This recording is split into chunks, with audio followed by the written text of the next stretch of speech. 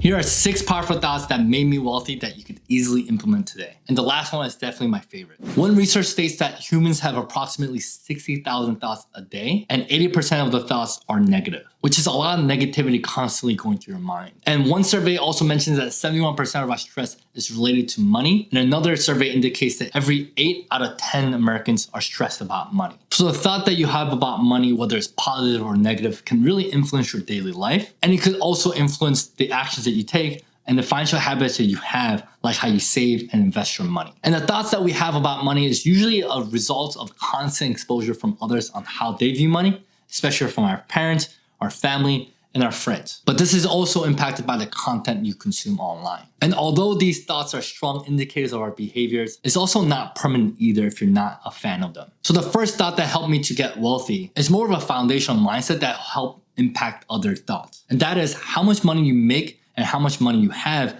does not determine your self-value or someone else's. And this goes both ways. Just because you don't make as much money does not mean you should be looking down on yourself or let others treat you differently. And just because you make more money than others doesn't mean you should be putting yourself on a pedestal or push others down. And disconnecting money from your self-value is tough in the age of social media because it's so easy to compare yourself to others and to see how you stack up against them. And since you're comparing yourself to a curated version of what others put out into social media, which is usually the best version of themselves, then you end up losing a battle that's already skewed against you. And with social media, you also see the top 1% and how they live out their lives, and makes you feel like you're falling behind or you must be doing something wrong with your life, when the case is usually that they're born into these circumstances. A little bit related to this, the second thought is money is a means to an end and not an end in itself. And by definition, money stores value and it is a standardized tool to buy goods and services in society. So it should be used as a tool to help us achieve our financial goals. And that means you should also be making money to do something with it rather than trying to save and invest just to see your numbers go up. And I talk about this in my other video, and it is one of the 3 things that the FIRE movement gets wrong, where I felt that I was just saving and investing for the sake of investing and growing my wealth rather than trying to figure out what I want to do with that money. So don't build wealth just to build it.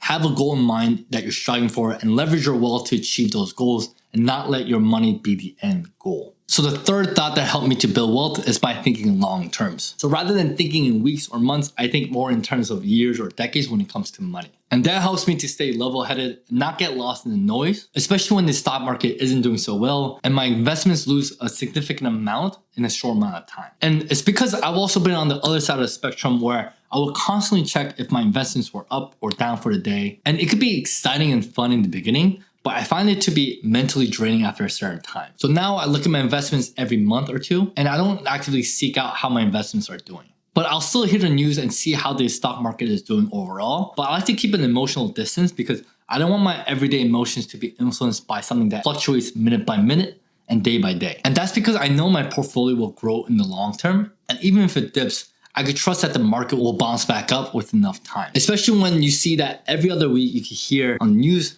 that the stock market hit an all-time high. And focusing on the long term helps me to put a more emphasis on building my wealth steadily over time rather than chasing after quick profit. And this does mean that I have to deal with FOMO or the fear of missing out because I mostly try to stay out of the newest trends or the new financial fads. And maybe I'll put a little bit of my fun money into these things to see if anything hits, but I wouldn't invest a significant amount of my money and expect to build wealth that way. And the fourth thought is only invest in things that you understand. And the quote comes from Warren Buffett, and this is one of his investment strategies. And since Buffett doesn't fully understand how tech companies operate, he mostly stays out of tech stocks, which is pretty crazy because tech stocks have been the biggest winner in the last 2 or 3 decades, yet Buffett has still been able to be wildly successful even without them. And I say that he mostly stays out of tech stocks because he does make an exception for one tech company that he does understand, and that is Apple. And the crazy part is that Apple takes up half of his portfolio, which he's been slowly buying up shares since 2016, which is not so long ago when the iPhone 7 first came out. And you could argue that he missed out on investing in other big tech firms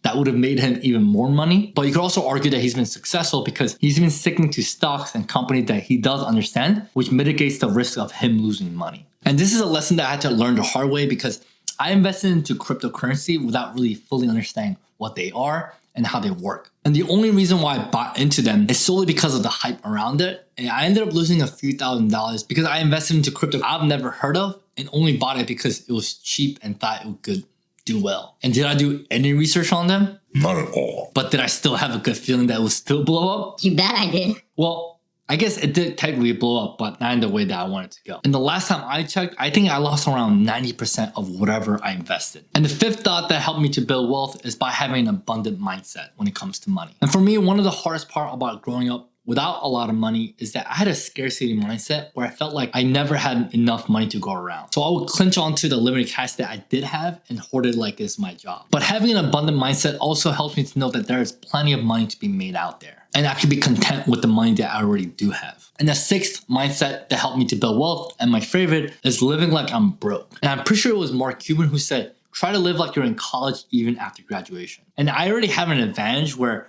I try to live off as little as possible. So I don't really need much. Like, I literally have shirts that are 10 to 15 years old. Like, is it just me? Is it a guy thing? I'm not sure, but let me know in the comments. But my wife has been slowly trying to replace them. And at this point, I might just pass these down to my future kids. And there's an interesting quote that says, rich people stay rich by living like they're broke, and broke people stay broke by living like they're rich. And what's also great is that having a low spending rate also gives you a lot of options in life and the ability to take risks, because you know that you don't need much to get by. But building wealth isn't all about the mindset. And although they do help a lot, it's also about the financial habits that you have and the processes that you create for yourself. And that's why I'm a big proponent of keeping a budget and keeping track of your progress. And as a bonus for watching this video, I created a stress-free budget template that you could access for free down in the description below. And I talk a lot about my financial independence journey. And although I love the FIRE movement, there are 3 things that the FIRE movement has completely wrong. And it took me a while to figure these out. And I'll talk all about that in this video. So make sure you check out that next, and I'll see you guys there.